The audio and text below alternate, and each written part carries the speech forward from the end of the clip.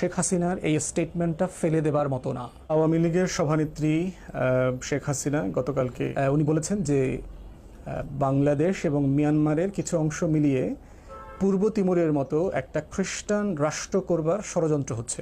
Chittagong, Myanmar, এখানে একটা খ্রিস্টান স্টেট বানাবে, যেটাতে উনি রাজি হন নাই বলি পশ্চিমারা ওনার উপরে অনেক খ্যাপা, নামটাম বলেন নাই, একটা সাদা রাষ্ট্রের কথা, শ্বেতাঙ্গ রাষ্ট্রের কথা বলেছেন যে তারা বেস চেয়েছে, বেস দেয় নাই, বেস দিলে উনি আবার ক্ষমতায় আসতে পারতেন। তো বেইজের আলোচনাতে যাব না, প্রথম আলোচনাতে থাকবো, কারণ এটা খুব গুরুত্বপূর্ণ একটা কথা যে বাংলাদেশের একটা অংশ, বান্দরবন, পার্বত্য চট্টগ্রাম এই অংশ এবং বার্মার কিছু অংশ মিলিয়ে একটা খ্রিস্টান রাষ্ট্র করবার চক্রান্ত হচ্ছে পূর্ব তিমুরের মতো।